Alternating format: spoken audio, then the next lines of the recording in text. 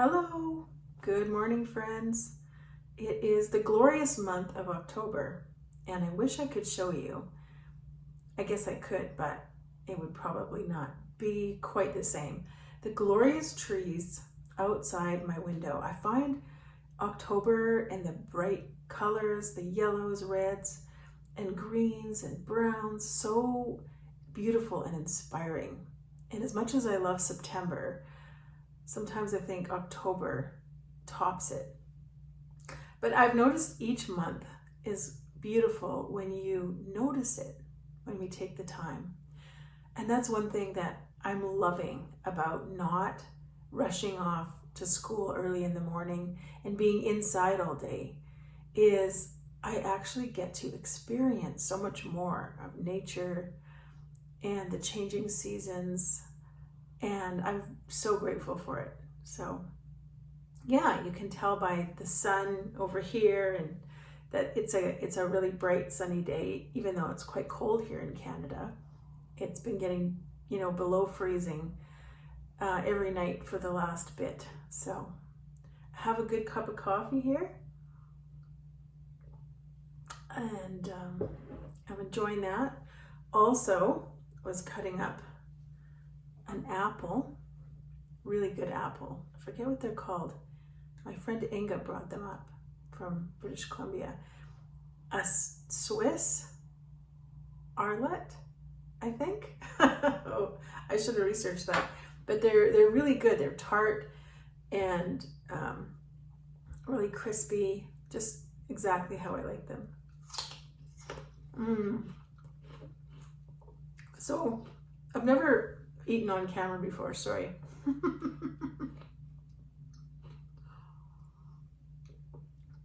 Maybe I never will again.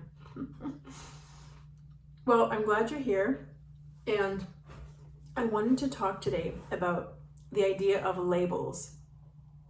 I've been thinking about labels for a long time. In school, as a teacher, we often label kids, and in some ways we're discouraged from doing that, in some ways we're encouraged. And I think for myself, I've been thinking about labels because there are some labels I could apply to myself. Some, maybe perhaps even diagnoses that I could apply to myself that might help other people understand me, or might help myself understand myself better. So I've been thinking about whether I wanted to do that or not. And it got me thinking about labels, because they can be really good in helping us to define things, to know what belongs in what category. They can also promote understanding and acceptance. Like if you understand what a label means, then it can help you go, oh, I see what that behavior is from. I understand now, right? And I think in our society right now, we're fairly comfortable with labeling ourselves ADHD, or attention deficit hyperactivity disorder, which used to be ADD, but then they kind of realized that there were different forms of it, and ADHD also comes out differently, in males and females, and there's inner ADHD where you always feel like your brain is on, and you got all kinds of different things going on inside, almost vibrating, but on the outside, everything's very calm and collected. And then there's the sort of typical ADHD where there's a hyperactive, kid. Like I remember when I helped in a grade 2 class, there was one boy that would just be bouncing around in his seat, and he would be crawling under the desks, and he'd be escaping the classroom and running up and down the hall. And he was kind of like the classic case, I guess. But is it helpful to label ourselves? And I think in the not as good realm, labels can define people too narrowly. It can be confining. So if you define yourself as being a certain way, maybe a personality type, okay? So the Myers-Briggs personality types, INFP, ENFJ, those ones, a lot of people identify with them so much, and there's whole channels dedicated to these people just unpacking their personality type and how everything that they do reflects this. And I think it's a core of their identity, and it's helped them so much in figuring out who they are, maybe after a lifetime of being confused and being misunderstood, that it's this lifeline, right? Like I'm holding on to this identity.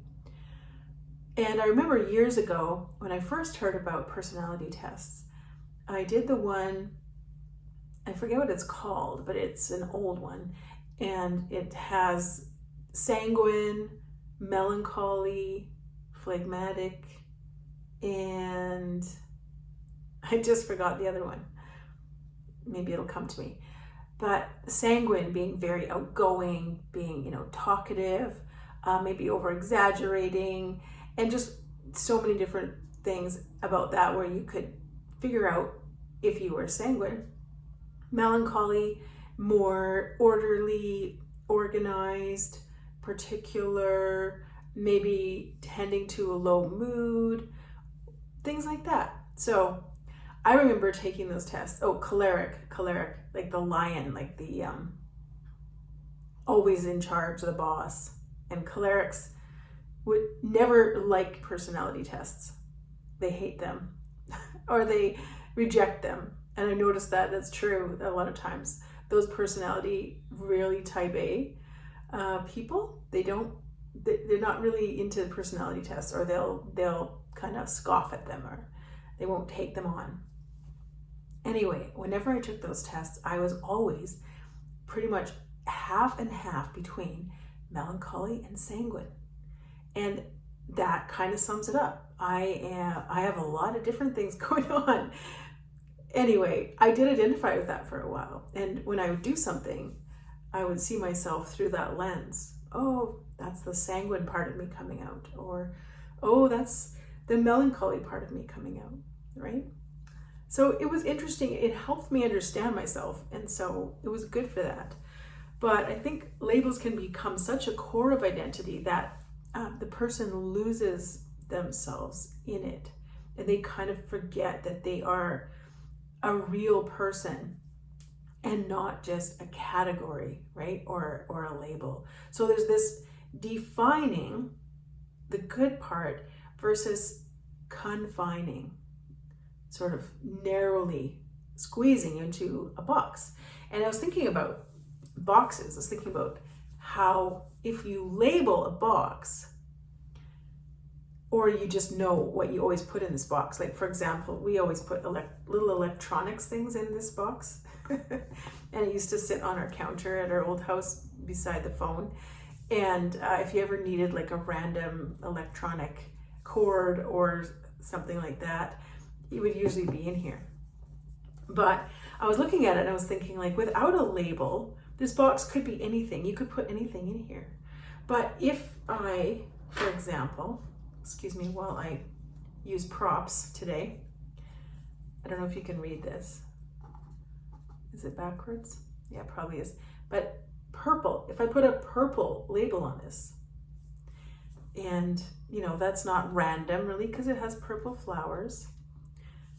So if I put the label purple on this box, and then everything purple that I have on my desk or in my house, it goes in here, right? Oh, there's a purple pen. We'll put that in there, right? Purple paper, we'll put that in there. And then you're kind of trying to decide, well, is something purple enough or not, right? So it's not a perfect analogy, but I was thinking about when we label ourselves or people, sometimes we don't put things in that could go in, right? We narrow or we limit ourselves. And so without the label, it can be so many things, right? Keep them guessing. But on the other hand, I know I'm kind of going back and forth with this, right? Labels can really help us and help others. to figure out, oh, they're like this. But then so many assumptions happen, right? Like now, if you say you're a white evangelical female, certain assumptions will be made about you, right? And, goes with all types of people. So, yeah, you can miss out on some of the nuances, some of the complexities of life. What do you think? Do you have a label that you think of yourself as? Or do you hate labels? Do you just want to take all the labels off? And I think in our society, we've learned to categorize people under these labels, and we can be really rigid about it. So if someone, for example, says something from a certain political stance, or they use a word, let's say you use the word feminism. Oh my goodness, you must be woke. You must be, one of those leftists, right? So we can't have good discussions anymore because we're so easily labeled as one political stripe or another. And so someone who's actually, really conservative could be talking about justice or caring for the poor. And all of a sudden, instead of that just being like a really great topic of discussion, it's a label like you're woke, you're a leftist. And I hate those words now. I don't use the word woke, and I think it's the most ridiculous word. But I mean, there's an argument for another day. You can argue with me in the comments about it if you want, sort of drive some engagement. So I just wanted to do a little video about that, and I've decided for myself right now that I'm going to I am going to go label free throughout the world. It helps me internally to know some of those things, but I don't want it, I don't want it out here. I don't want it on my forehead or over my heart. I want to have nuanced conversations. I want to be a whole person. And I might change my mind on that. And you can do that. You can change your mind, especially, if you're a female. See, there's another label. What do you think about that? Let me know if you want to. And thanks for coming along on this little journey. Good to see you. And hit the like on your way out if you like the video. And subscribe if you're interested in, random chats about stuff now and then. Okay, I'll talk to you soon. Bye.